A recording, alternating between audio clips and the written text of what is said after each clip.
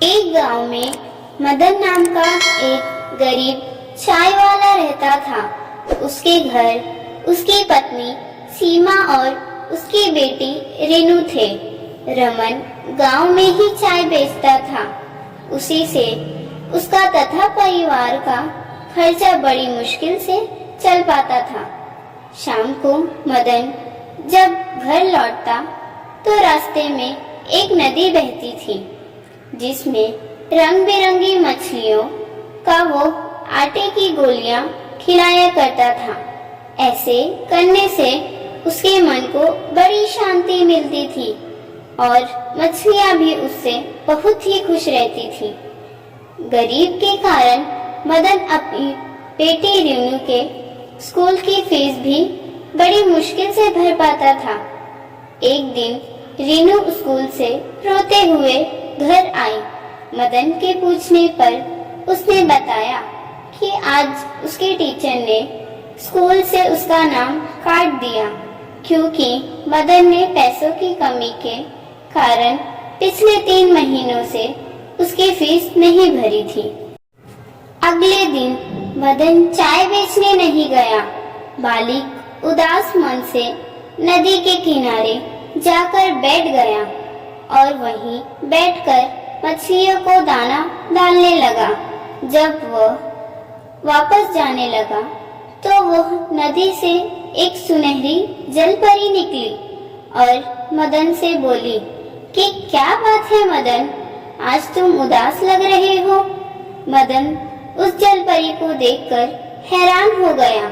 उसने पूछा कि आप कौन हो और मेरा नाम कैसे जानती हो। जलपरी ने कहा, मैं एक जलपरी हूँ और मुझ में कुछ जादुई शक्तियाँ हैं जिससे मैंने तुम्हारा नाम जान लिया है। तुम्हारी मछलियों को दाना खिलाने की आदत से मैं प्रसन्न हूँ। अगर तुम्हें कोई कष्ट है तो मुझे बताओ, मैं तुम्हारी सहायता अवश्य करूँगी। मदन ने सारी बात उस जलपरी को बता दी। जलपरी ने कहा, मदन, कल तुम सूरज निकलने से पहले यहाँ आना। मैं तुम्हें सोने से सिक्कों से भरा थैला दूंगी जिससे तुम अपने परिवार का खर्च अच्छे से उठा सकोगे। यह सुनकर जलपरी वापस नदी में चली गई। अगले दिन सूरज निकलने से पहले ही मदन नदी पर पहुंचा। तभी वहां जलपरी प्रकट हुई और उसने मदन को सोने के सिक्कों से भरी एक थैली दे दी। मदन ने जलपरी को धन्यवाद दिया और मछलियों को दाना खिलाकर वापस अपने घर चला गया। उस थैले को उसने एक सुनार को बेच दिया जिससे उसे बहुत सारे पैसे मिले।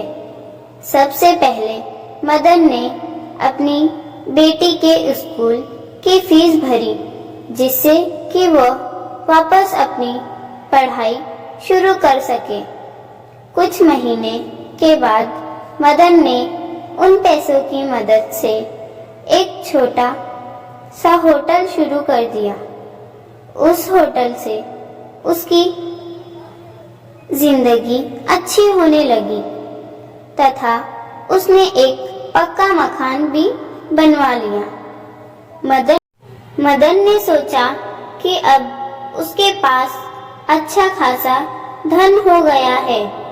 अब वह जलपरी को धन्यवाद करके सोने का सिक्का उसको वापस कर देगा क्योंकि अब वह मेहनत से व्यापार के द्वार अपने परिवार का खर्च चला सकता है। ऐसा सोचकर वह रात को जल्दी सो गया। जलपरी को थैला वापस करते हुए कहा कि जलपरी, तुमने मेरी बहुत मदद की है और तुम्हारे कारण मैं अब एक धनी आदमी बन गया हूँ। साथ ही मैंने अपना व्यापार भी शुरू कर लिया है। इसलिए मैं ये सोने के सिक्कों की थैली आपको लौटाना चाहता हूँ।